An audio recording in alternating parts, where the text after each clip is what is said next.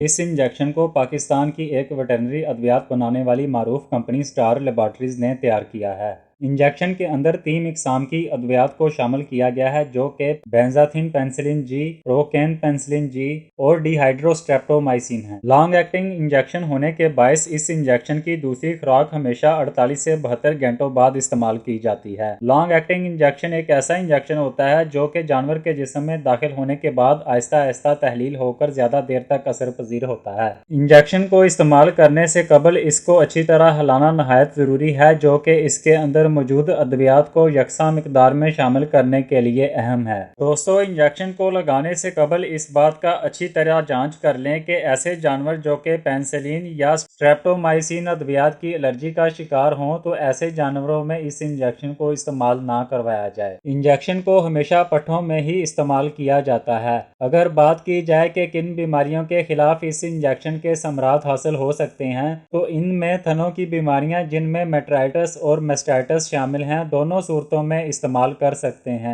इसके अलावा सांस की बीमारियां जिनमें सर फहरिस्त निमोनिया की बीमारी शामिल है, इसके खात्मे के दौरान भी डॉक्टर हजरात इंजेक्शन को रेकमेंड करते हैं। पेट के मसाइल बिलखसूस जिसमें अंतड़ियों या मैदे के अंदर जख्म बन जाने के साथ इनमें रेशा बन जाने की सूरत हो, तो इसमें भी ये इंजेक्शन इस्तेमाल हो सकता है। इसके साथ बच्चादानी के इन्फेक्शन जिसमें खून के साथ पीप भी शामिल हो सकती है, तो ऐसी सूरत में भी इस इंजेक्शन का मौसर इस्तेमाल होता है। बैरूनी मसाइल जिनमें जिल्द की एलर्जी जिसमें खाल के ऊपर धब्बे बन जाने के अलावा खाल के अंदर रेशा बन जाए, तो ऐसे में भी इस दवा को मुफीद समझा जाता है। बैरूनी जख्म जो कि सोजिश के बायस रेशा बन जाने के साथ साथ इनमें खून बहने का मसला पाया जाए, तो ऐसे में भी इंजेक्शन इस्तेमाल किया जा सकता है। जानवरों में डायरिया की एक किस्म जिसमें पखाने का रंग सफेद हो और उसके साथ चर्बी या खून आने की शिकायत की सूरत में भी इस इंजेक्शन के अच्छे नतीजे देखे गए हैं। आम बुखार जो कि जानवरों में सुस्ती और थकावट का बायस बनता है, इसके खात्मे के लिए इस इंजेक्शन से इलाज मुमकिन है। खून की एक बीमारी सेप्टिसीमिया है जो कि जानवरों में दीगर खतरनाक पेचीदगियां का बायस बन सकती है, तो इसके इलाज में भी ये दवा मौसर है। अगर इंजेक्शन के इस्तेमाल के हवाले से मुख्तलिफ जानवरों में इसकी खुराक की मिकदार पर बात करें, तो इनमें बड़े जानवरों में यानी गाय भैंस में 3 से 6 ml तक 100 किलोग्राम वजन पर, जबकि छोटे जानवरों में भेड़ बकरियों में लेबल पट्टी पर दी गई हदायत के मुताबिक इस्तेमाल करें।